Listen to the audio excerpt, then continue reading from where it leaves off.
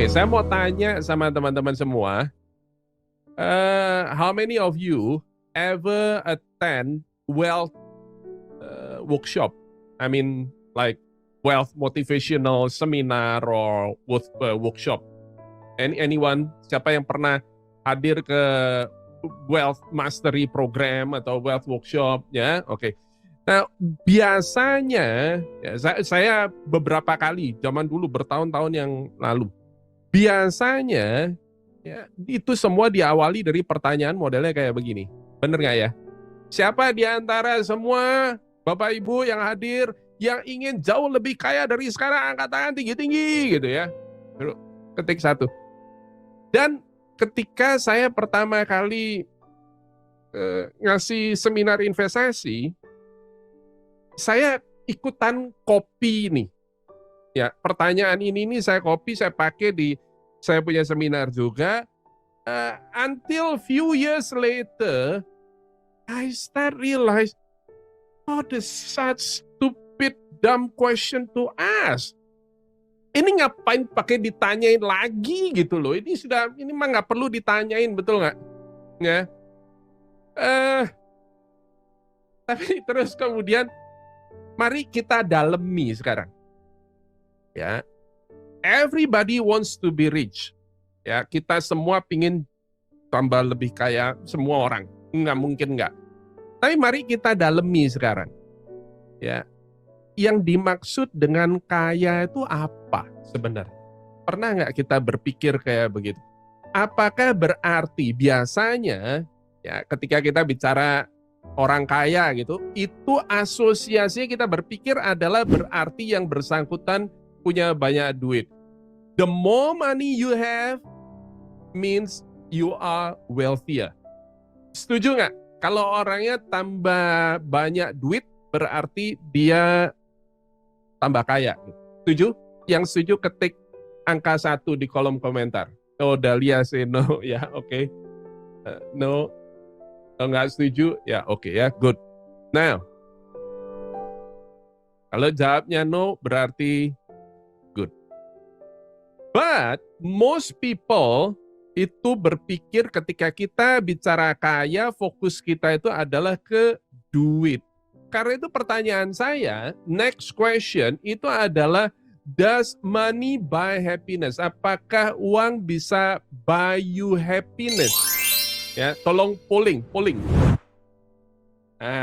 Can money buy you happiness? Misalnya begini ya, untuk membuat jauh lebih mudah pertanyaan ini, ya, saya mau tanya gini. Let's say, Bapak Ibu teman-teman semua, let's say, for some kind of reason, ya, Anda menang lotre, oke, Anda menang lotre, then you have all of a sudden within one night, you get $100 trillion.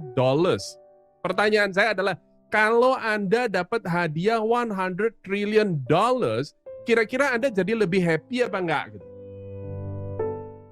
Dengar aja udah happy gitu ya. Ya, dengar aja udah happy. Well, jawab saya adalah 60 berapa persen tuh yang bilang happy itu? Oke, 53% jawab bahwa money can buy happiness. 42% yang jawab enggak. Dan 5% yang don't know. Oke, fine, good. Kalau Bapak Ibu tanya sama saya, Pak Hari sendiri jawabnya apa? Does money buy happiness? Jawab saya enggak. Kalau saya dapat $100 trillion, lebih happy enggak? Jawab saya belum tentu. Kenapa? Karena kalau $100 trillion itu adalah $100 trillion yang modelnya kayak begini, ya. This is a $100 trillion Zimbabwe.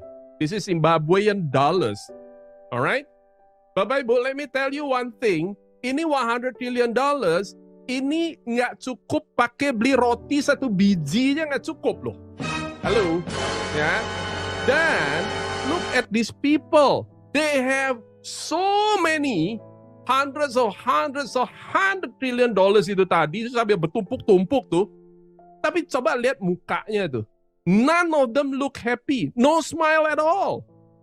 Nggak ada satupun yang senyum tuh. Ya, mana ada yang happy nih? You see? Ini sampai ditumpuk-tumpuk kayak begini.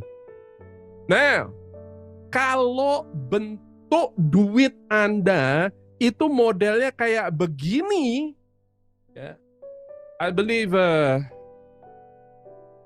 you will be very very unhappy. Bukan cuma nggak happy lagi, tapi you will be very very unhappy. The more you have something like this, the more you unhappy. Ya, kalau ada yang tanya sama saya, Pak Hari, apaan ini? Saya nggak ngerti gitu. Maka bagi yang tidak paham, lebih baik tidak paham dan jangan cari tahu apa ini. Ya, it is better for you don't know. Why? Because this is scam. Oke, ini lagi meledak di Amerika, oke, Bahamas tepatnya, dan this is fraud. Alright. Nah, teman-teman semua, ada satu persepsi tentang duit yang banyak orang tidak paham. Ya, kita itu tidak butuh duit. Ya, let me repeat. Kita tidak butuh duit. Yang kita butuh adalah purchasing power-nya. Oke? Perhatikan baik-baik, ketika ada duit satu lembar, apakah US dollars ataukah rupiah, ya, itu hanyalah kertas. Setuju nggak? Yang bikin itu berharga adalah karena dia mempunyai kemampuan tukar. Bisa dipakai beli sesuatu. Kalau dia nggak bisa dipakai beli sesuatu, daya belinya hilang, maka ini nggak ada harganya buat apaan. Ya, itu duit ratusan triliun dolar itu. Mau pakai main monopoli itu di rumah tuh, ya. Nah, ini yang kita alami sekarang, ini namanya sistem uang fiat. Oke, dan ini dimulai pada tanggal 15 Agustus tahun 1971. Yang mulai adalah orang ini namanya Richard M. Nixon, ya, dan peristiwa yang dikenal dengan nama Nixon Shock. Sebelum 15 Agustus 1971 ini, ya, Bapak Ibu semua, halo, uang pecahan dolar, duit dolar, itu adalah gold certificate. You bring the dollars to the bank, you can exchange it into gold, real gold. Berarti pegang dolar sama seperti pegang emas. Itu dulu. Sementara kalau pegang mata uang lain, either you own the Swiss franc, you own Dutch mark, you own British pound, itu adalah derivatif terhadap US dollar. Mereka semua ngacu ke US dollars itu. Oke. Tapi mulai dari zaman tahun 15 Agustus 1971, semuanya berubah. Uang itu hanyalah kertas, ya, yang ada purchasing power-nya. Nah, Bapak Ibu, saya menemukan ada banyak sekali orang yang gagal paham mengenai sistem uang fiat ini. Karena itu, kalau dia tidak paham mengenai konsekuensi daripada sistem uang fiat ini, maka yang terjadi adalah dia akan menghabiskan semua waktu atau sebagian besar at least waktunya, all the rest of their life, ya, energinya dia habiskan buat ngapain? Buat mengejar yang namanya uang. Ya. Sementara uang yang dihasilkan itu tidak pernah dibuat bekerja, tidak pernah uangnya dibikin supaya bertumbuh. Dan the bad news adalah, ingat tadi, kalau kita ketemu uang itu ada dua hal, two things in money. Nomor satu itu adalah physical, kertasnya itu we don't need that. Ya. Nomor dua adalah purchasing power yang terkandung di dalamnya, daya belinya. The bad news adalah daya belinya uang itu tambah lama, bukannya tambah naik, tapi selalu, all the time, dia tambah turun terus. Akibatnya apa yang terjadi? Karena purchasing power-nya tambah lama, tambah turun terus, kita ngerasa bahwa semuanya semakin hari butuh uangnya tambah banyak, tambah banyak, tambah banyak. Akibat dia harus kerjanya tambah ekstra, waktu yang dikeluarkan untuk hasilin duit juga tambah banyak, tambah ekstra. Dan semakin nggak ada waktu untuk yang lain-lain. Nah, saya sangat berterima kasih ya, Dahlia, Pak Ong, teman-teman semua undang saya kemari untuk sharing. I feel very very grateful. I've been very honored dikasih kesempatan untuk acara ini untuk sharing about the financial well-being. I always love Gallup. Pertama kali Pak Ong kontak saya tentang event ini, saya langsung pergi ke Amazon, saya buy this book. And I love it so much. Nah, di dalam buku ini, ya, Tom Rath and Jim Harter's book ini, ya, ada 5 elemen well-being, tadi udah dijelasin, dan ya, ingat ya, dia gampangnya adalah tangan kita nih 5 gitu kan. Ini ada career, kemudian social, kemudian financial, kemudian physical, dan kemudian community. Tapi pertanyaan saya adalah, Anda tahu nggak kenapa sih kok financial ini ditaruh di jari yang tengah ini? Why financial ini ditaruhnya di sini, kok bukan yang di telunjuk, bukan di jari mani, bukan di kelingking, bukan di jempol? Kenapa kok financial ditaruhnya di tengah ini? Why? Balance? No, it's not balance. Ada penjelasannya di dalam buku ini. Jawabnya adalah karena jari tengah ini adalah jari yang paling panjang. Dan begitulah kita ini menghabiskan most of our time for this thing, untuk financial. Ya, kita ini menghabiskan sebagian paling banyak waktu kita untuk urusin yang satu ini. Bilangnya begitu, karena itu makanya dia ditaruh di yang paling panjang ini. Alright? Now, pertanyaan saya adalah, ini mengandung risiko yang kalau kita nggak hati-hati, ini kita bisa mudah kena perangkap. Oke, sekarang gini. Coba semua teman-teman kembangkan 5 jarinya kayak begini. Ya, kembangkan semua, angkat tangannya kayak begini. Alright? Good. Nah, sekarang, let's say if you focus only on this thing, kita spend every hours of our time buat ngurusin yang satu ini. And then we forget about social and community. So, ya, Anda turunkan jari yang telunjuk sama yang kelingking. Ya, cuman ada 3 ini sekarang. Then, Anda sekarang, you forget about having exercise.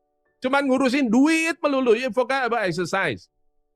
Then, ya, turunkan yang jari manis ini. Then, you forget also about your career. Karena terlalu busy, terlalu perhitungan, selalu mikirnya duit melulu yang dikejar. Then, what you have? Can I see your hands? Yeah, you got F, right? Hello. we fail. Ya, kita definitely in trouble. Ya. Why? Karena Bapak Ibu, percaya nggak, ada orang duitnya banyak, tapi dia nggak kaya, dia bangkrut. Percaya nggak? Ini orangnya. Contoh nyata. Dia menghasilkan $112 million US. Ya, this is no tricky fact. This is real. US dollar, $112 million every year. Tapi apa yang terjadi? Michael Jackson dulu sebelum dia meninggal, itu adalah dia chapter 11 alias apa? Bankrupt.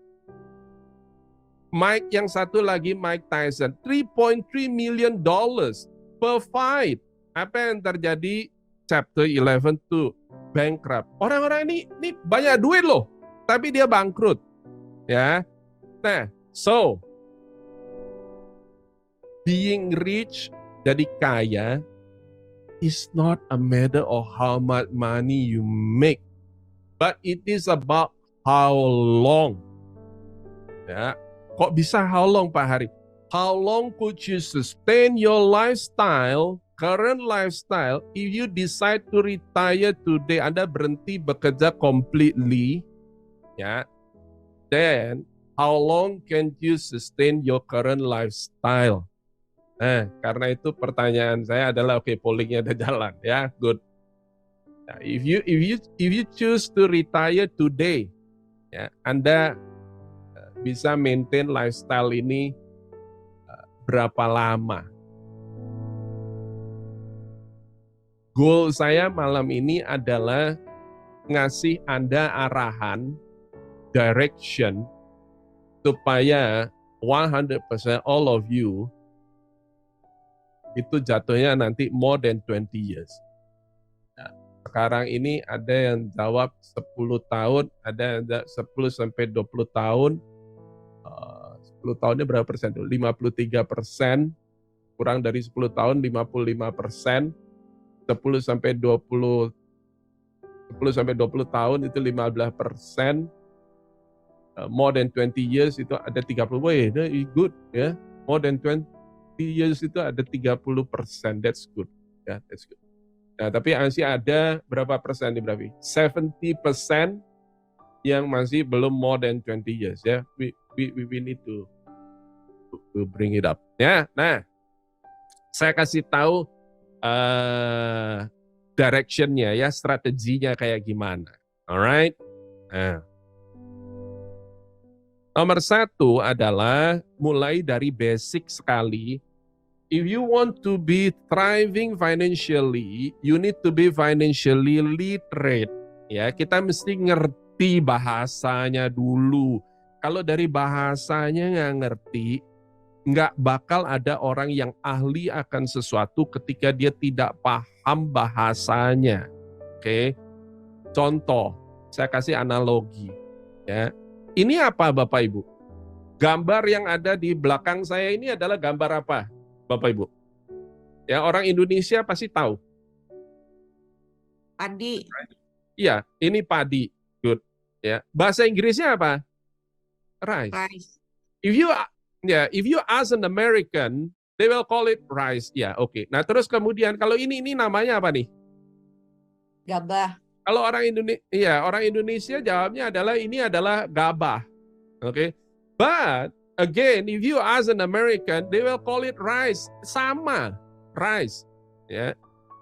Nah, kemudian kalau Bapak Ibu, ya, Anda lihat ini apa? Ini adalah kita punya istilah sendiri namanya beras. Sementara kalau orang Eropa, orang Amerika Anda tanya, dia akan jawabnya tetap sama. Itu adalah rice katanya gitu. Ya, ini adalah nasi. Ya, kita punya kata yang beda lagi untuk yang satu ini. Tapi ya, American, European, mereka akan tetap bilang ini rice. So, mulai dari padi, gabah, beras, nasi, mereka bahasa Inggrisnya tetap sama, rice. In other words, untuk urusan pernasian, perpadian, perberasan, ya, Europeans and Americans, they are not expert at all. Jangan tanya urusan padi, urusan gabah, urusan beras sama orang Amerika, mereka nggak ngerti. Ya, yang jauh lebih ahli untuk urusan ini dia adalah orang Indonesia. Anda lihat dari katanya, detailnya beda, bentuknya dia udah punya kata yang beda tersendiri. Itu artinya they are Indonesian are very expert in this one. Now, let's say Bapak Ibu saya ajak jalan-jalan vacation ya, to the North Pole. Woi, deh ya. Pertanyaan saya sederhana, kalau kita pergi ke North Pole vacation, itu sebetulnya adalah kita cari happy atau cari penyakit sebetulnya. Okay. Can we survive? We go to North Pole vacation. Can we survive or not? Bapak Ibu, teman-teman semua adalah kita orang tropis ya, di tropical countries. We go to North Pole, it is very dangerous for us. Agree or not? Ya. Tapi coba lihat.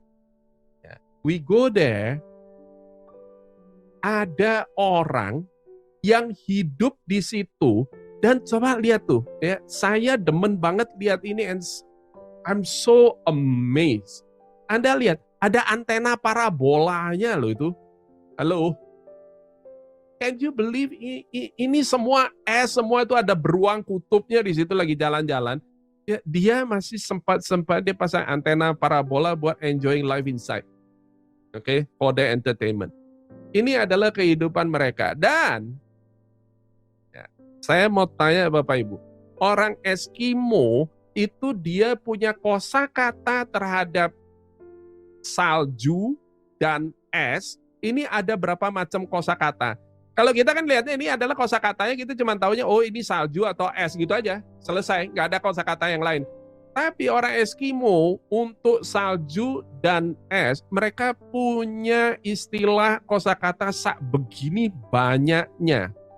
Ada es yang floating on water, ada es yang for building namanya alberg, ada es yang ada di baju, ya dia nempel di baju, ada istilah sendiri.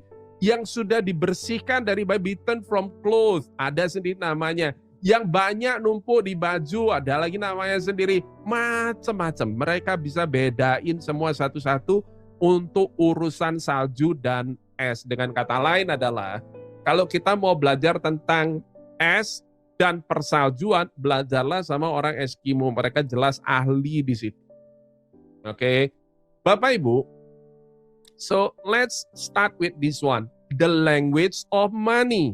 Ya, ada pernah dengar nggak istilah namanya finance? Terus ada lagi accounting.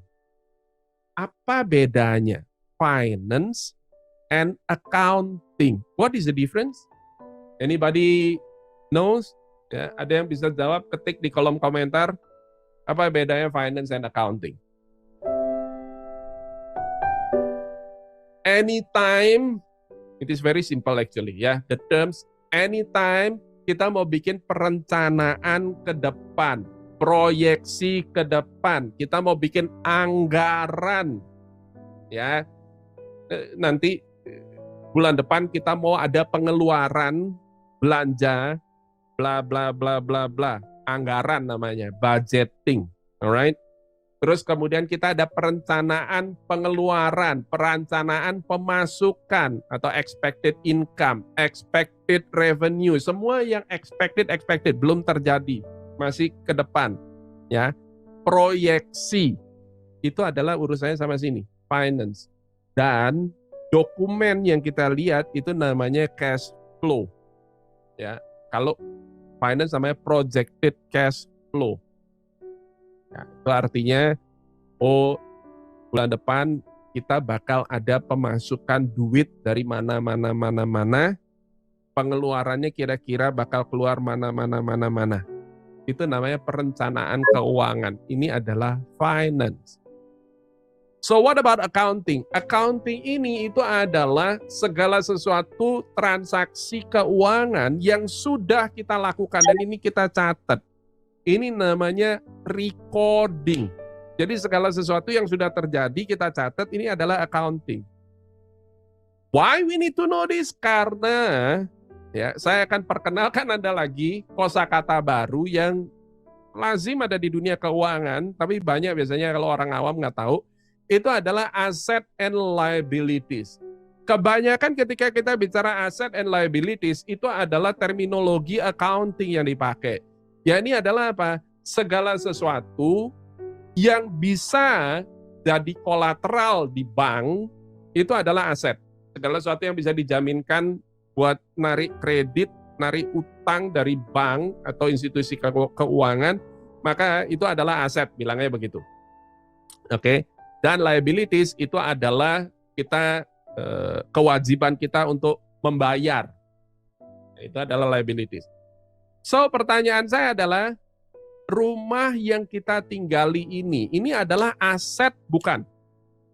Ya, ini aset apa bukan? Kalau yang bilang jawab ini adalah aset, maka ketik angka 1 di kolom komentar. Anyone? Halo? Ya, jawabnya adalah, kalau terminologi accounting yang dipakai, maka rumah ini ada di kolom aset, betul. Tapi kalau kita bicara cash flow, kita bicara finance, maka aset itu adalah segala hal yang datengin duit masuk ke kantong kita. Jadi kalau rumah ini Anda tinggalin, Anda diem di dalam rumah itu, dan kita nggak dapat duit apa-apa dari rumah yang kita tinggali, instead kita harus keluar biaya maintenance, bayar listrik, bayar PBB-nya, apa segala macam.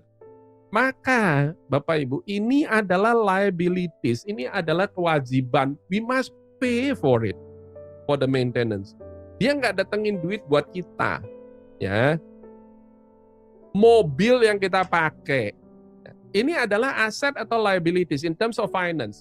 In terms of finance, kalau mobil ini tidak datangkan income buat kita, nggak hasilin duit masuk ke kantong kita, maka ini adalah namanya jadinya liabilities. Ya, walaupun ya, dalam laporan neraca pribadinya kita, kalau Anda bikin gitu ya,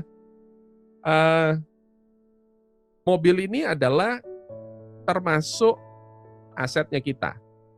Ya, nah, ya itu accounting. Tapi kalau in terms of finance, segala sesuatu yang tidak hasilin duit masuk ke kantong, kalau kita harus bayar, malah bayar biaya maintenance-nya, ganti oli, dan seterusnya, bayar BBM-nya, bayar perawatannya, bayar biaya cuci mobil, dan seterusnya. Maka ini jadinya liabilities. Oke. Kunci nomor 1. Ya, kunci nomor 1.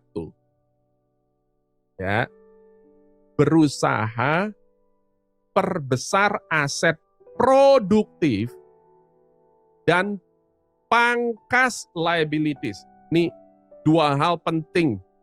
Ya. Miliki kebiasaan untuk selalu memperbesar aset, segala sesuatu yang bisa hasilin duit masuk ke kantong kita, dan pangkas liabilities. Ini saya yakin semua teman-teman sudah ngerti semuanya. But untuk jalankan ini perlu dibiasakan. We need to build our character on it. Ya. Kenapa? Karena kebiasaan kita ini terlalu banyak dibombardir oleh informasi yang masuk ke dalam pikiran kita. Modelnya kayak begini. Semua orang, hampir semua orang, kebanyakan orang yang saya temui itu demen banget untuk spend money untuk beli yang modelnya kayak begini-begini. Oke. Saya mau tanya kepada teman-teman, tahu nggak Anda kenapa why Roger Federer wear a Rolex? Why this guy, this handsome guy, my favorite tennis player, why he wear a Rolex? Why? Karena jawabnya adalah karena dia ini itu adalah brand ambassador Rolex and he got paid 1.5 million annually, nggak ada hal yang lain. So, let me compare with this one. Ya, orang ini, ya, saya punya cerita yang quite embarrassing story.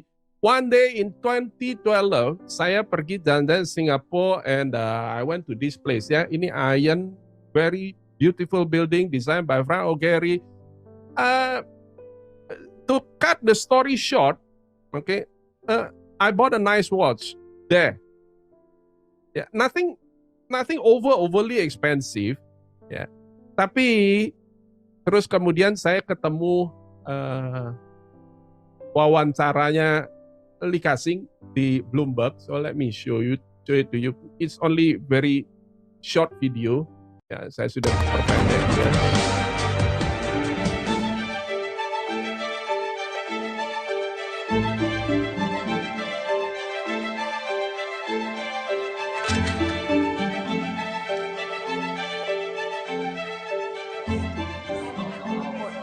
Can I ask you what time it is? Can I see your watch? This is what do your friends say when they see your citizen? 3 years ago, I changed because this is anything with a light or sun. You have about 5 minutes. You don't need to change the battery. And can swimming, so a few hundred US, I think, around $500 US. Do your friends, do they tease you about your watch? No, they know my character. Suppose this $100,000.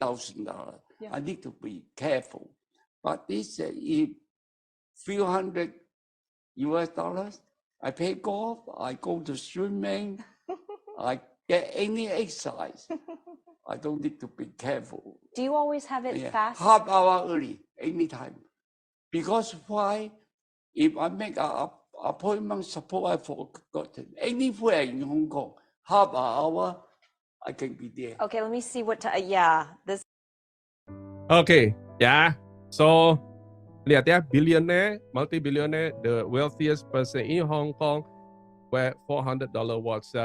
Saya nggak pernah pakai lagi jam tangan saya simpan di lemari. I feel so embarrassed because of this guy. Bapak Ibu, ya, thriving financially itu artinya hidup kita nih nggak perlu lebay, nggak perlu berlebihan kayak begini. Ya, nggak perlu pakai pamer-pamer, flexing, living in the luxurious things like this, luxurious lifestyle. Hidup itu buat saya itu adalah cukup pas-pasan aja. Kayak gimana pas-pasan? Pas-pasan itu maksudnya kalau mau liburan ke sini itu pas ada duitnya gitu kan. Kalau mau liburan vacation enjoy sama keluarga itu pas ada duitnya. Banyak orang susah di sekitar kita, pas ada yang bisa dibagikan buat orang lain. Kayak begini kan enak gitu kan. Again, money doesn't buy happiness.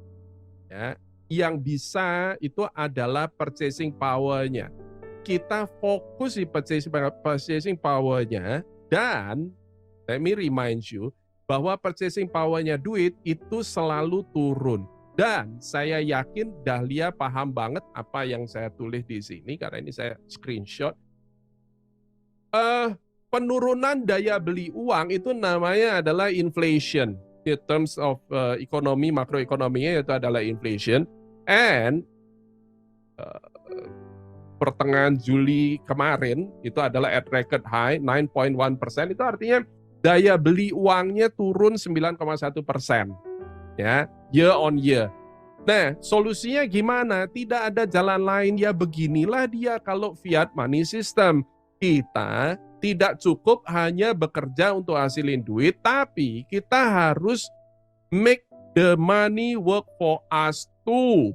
Ya, kita harus bisa membuat uang kita bekerja dengan tingkat pertumbuhan yang jauh lebih tinggi daripada inflasi, dan itu adalah investing and trading. Ya, ini yang saya lakukan for years. Ya, investing itu adalah kita membeli suatu aset dengan valuasi yang masih rendah, dikenal dengan under value, di hold long term. Ya.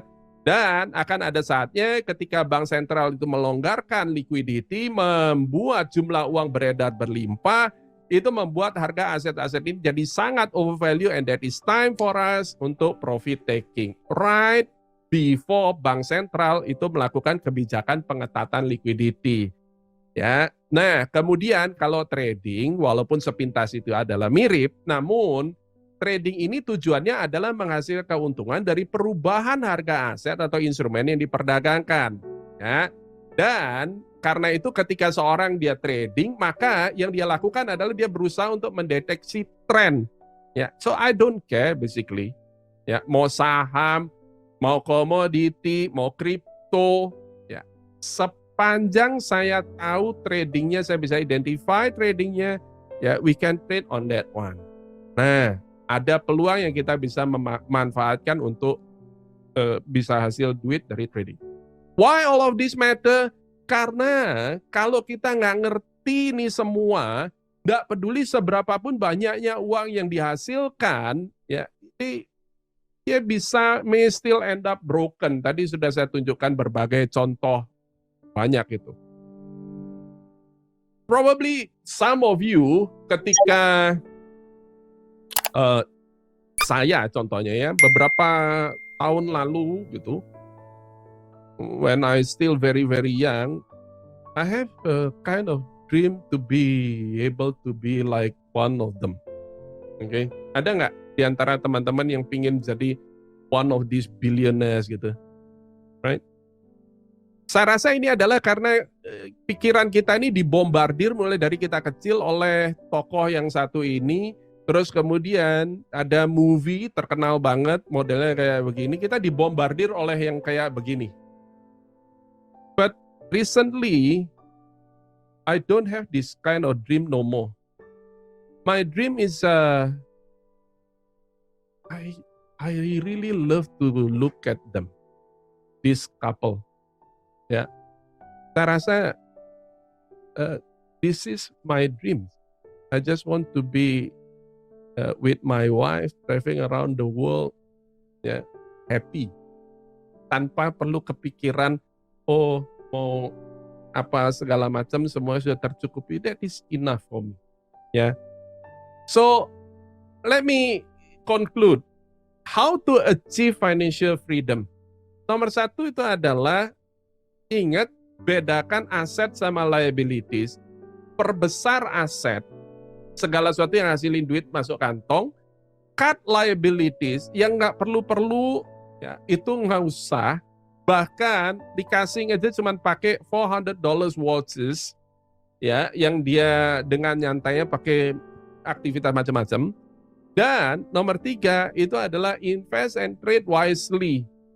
Why?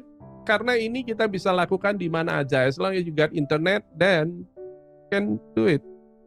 Nah, Bapak Ibu, tadi saya sudah di warning oleh Dahlia. Thank you so much for sharing all of this to you. Semoga bermanfaat, and I go back to you, Dahlia. Thank you.